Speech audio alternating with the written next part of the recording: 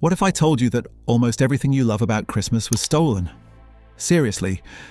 Your favorite traditions, the ones that give you that warm, fuzzy, festive feeling, the tree, the gifts, even the date itself, are all hiding a much older, darker, and way more fascinating truth in plain sight. For centuries, we've been sold a story about December 25th, a story of a silent night and a baby in a manger. But that's not where the story really begins. The roots of Christmas stretch deep into the past, into a world of pagan gods, ancient sun worship, and wild winter parties.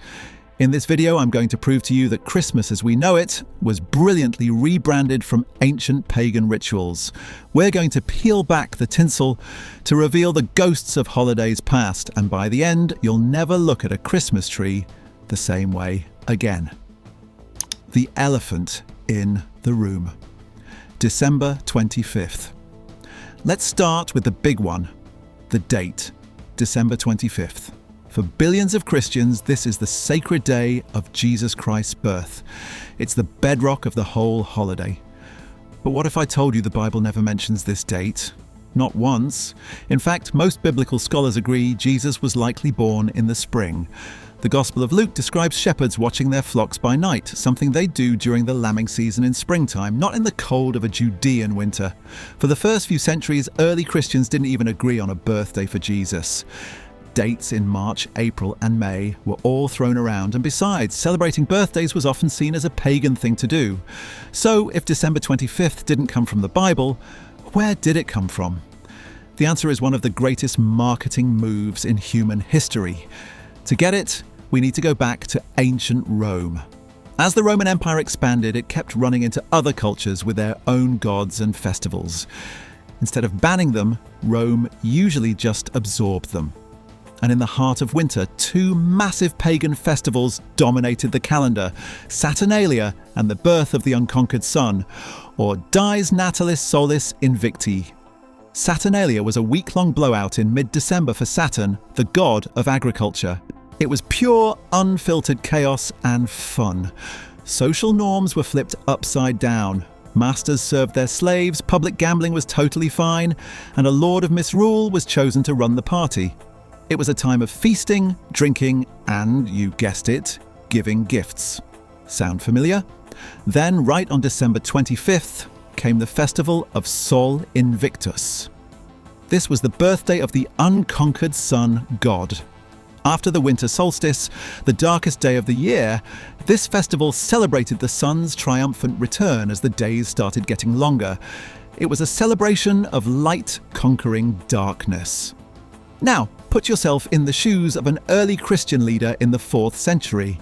Your religion is finally getting popular in the Roman Empire, but you're competing with these incredibly fun, ancient winter parties.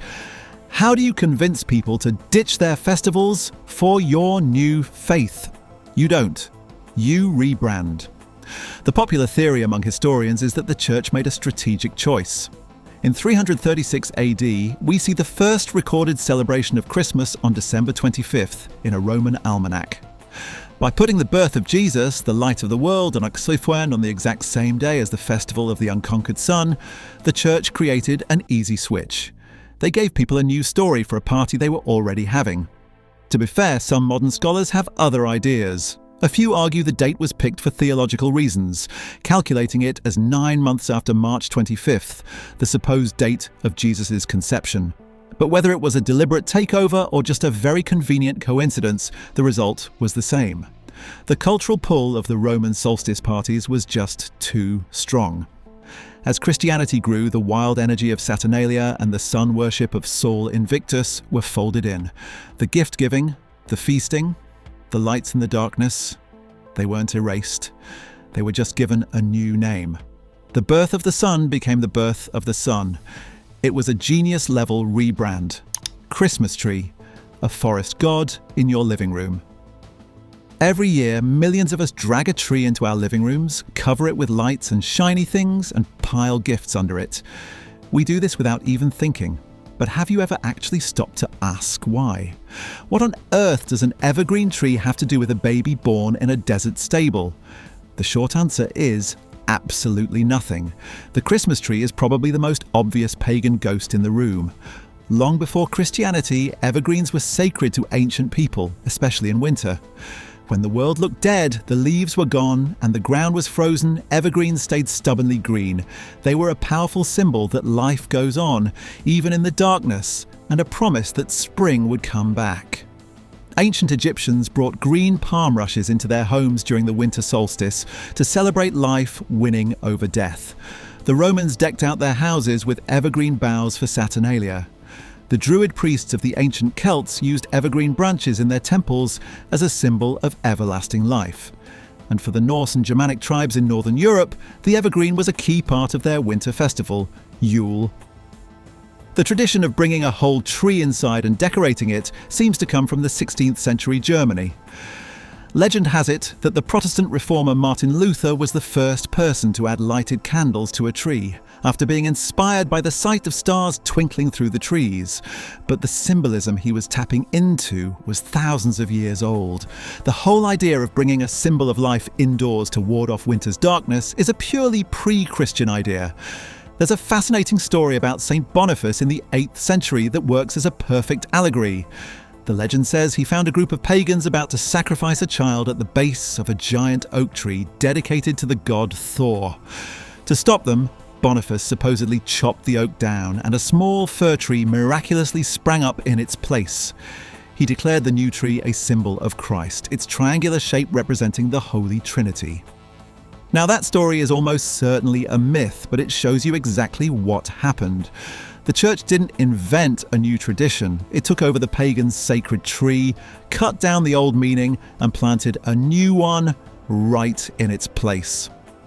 The Puritans in the 17th century America knew all about this.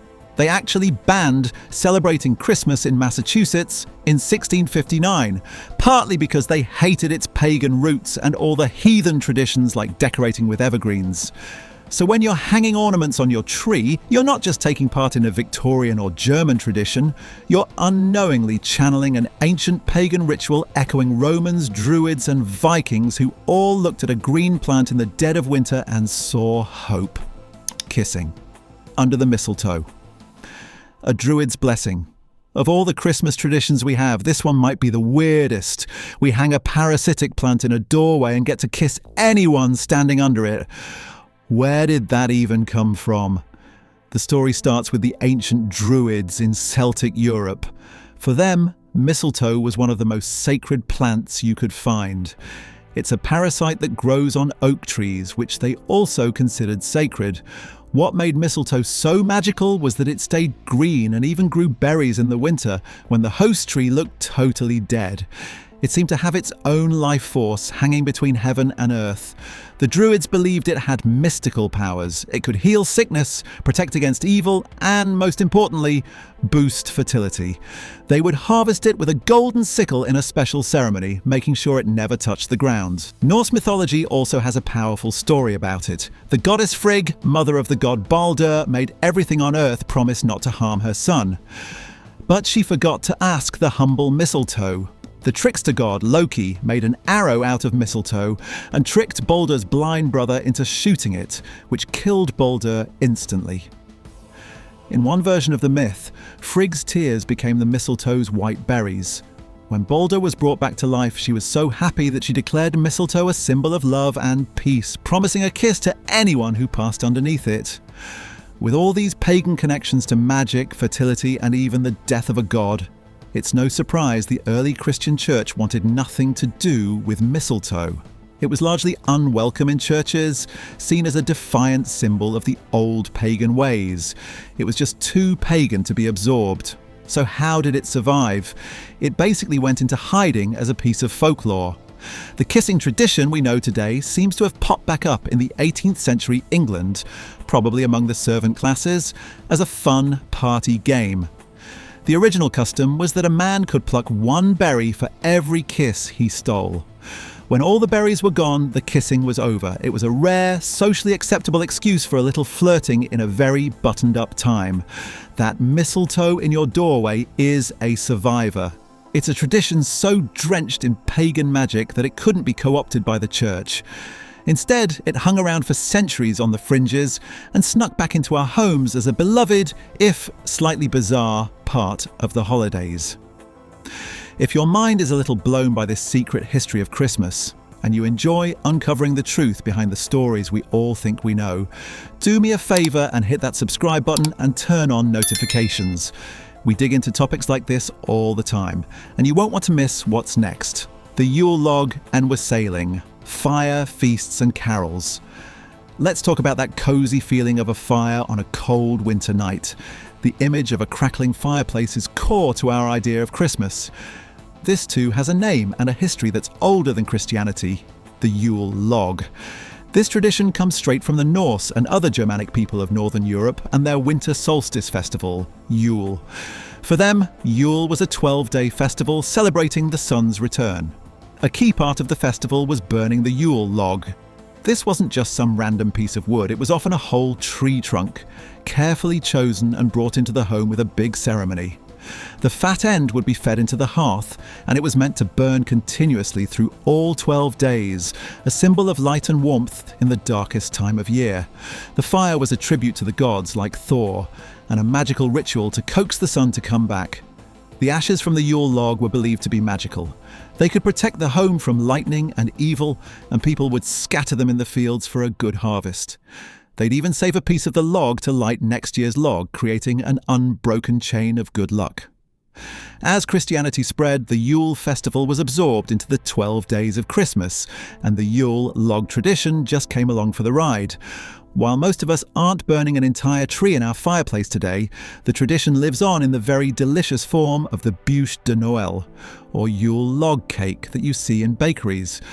And what about the sounds of Christmas? What could be more Christian than carolers singing about Jesus? Well, the act of going door to door singing for treats is another pagan ghost. The practice started with wassailing.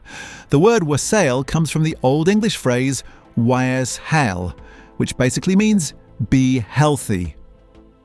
In pre-Christian England, wassailing happened in two ways. First, people would go from house to house carrying a big wassail bowl of warm spiced ale. They'd sing songs and offer a drink from the bowl in exchange for gifts, wishing everyone good health for the new year. The other type of wassailing was an agricultural ritual. Villagers would go out to the apple orchards, sing to the trees, and make a ton of noise to scare away evil spirits and wake up the trees for a good harvest. They'd pour wassail on the roots and leave cider-soaked toast in the branches as an offering. This ritual of travelling, singing and getting food and drink was all about community and good fortune. When the church was building its own Christmas traditions, wassailing was an easy one to adapt. The songs just changed from being about apple trees to being about the newborn king. But the basic idea stayed the same: go door to door, spread cheer with a song, and hope you get some figgy pudding in return. Gifts and Santa, the All-Father's Ride. Two figures loom over modern Christmas: Jesus and Santa Claus. And while one is the heart of the religious story, the other pretty much runs the cultural celebration. The origin of Santa Claus is a wild mashup of a Christian saint, Dutch folklore, and a very powerful pagan god. First, gift giving. The Christian story connects it to the three wise men bringing gifts. But as we already saw, exchanging gifts in winter was a huge part of Saturnalia in Rome long before that. So the mass exchange of presents has much more to do with a Roman party than the manger. But who delivers the gifts? The most direct ancestor is a real guy, St. Nicholas, a 4th century Greek bishop in modern-day Turkey. He was famous for his generosity, especially for secretly giving gifts to the poor. The most famous story is about him saving 3 sisters from being sold into slavery by dropping bags of gold down their chimney, which landed in the stockings they'd hung by the fire to dry. The other major influence is much, much older: the Norse god Odin. Odin, the All-Father, was the king of the gods. During the midwinter Yule festival, Odin was said to lead a ghostly parade through the night sky called the Wild Hunt. He would fly through the air on his legendary 8-legged horse, Sleipnir. The parallels are pretty stunning. Odin was often depicted as an old man with a long white beard. He travelled through the sky at night during midwinter. According to some legends, kids would leave their boots by the chimney with carrots and straw for his horse, and Odin would reward them by leaving gifts. A bearded old man who flies through the sky at night on a supernatural steed, leaving gifts for good children. Sound familiar? As these Norse and Germanic tribes became Christian, the mighty figure of Odin didn't just vanish. His traits seem to have bled into the folklore around St. Nicholas. It's not a huge leap to see how Odin's flying horse could evolve into Santa's flying reindeer. His long white beard became Santa's most iconic feature. The fearsome pagan sky god merged with the kind Christian saint, and over centuries of storytelling and advertising, he was transformed into the jolly, red-suited Santa Claus. He is the ultimate Christmas ghost, a fusion of Christian piety and raw pagan power. So, was Christmas stolen? The evidence is pretty overwhelming. The date, the lights, the tree, the feasting, the gifts, even the big guy in the red suit. Almost every tradition we love is a ghost, an echo, a cleverly repurposed piece of a much older pagan puzzle. But saying it was stolen sounds like a simple heist. The truth is more complicated and I think more beautiful than that. It was an act of cultural genius. The early church, trying to win people over, didn't just smash the old ways, it absorbed them.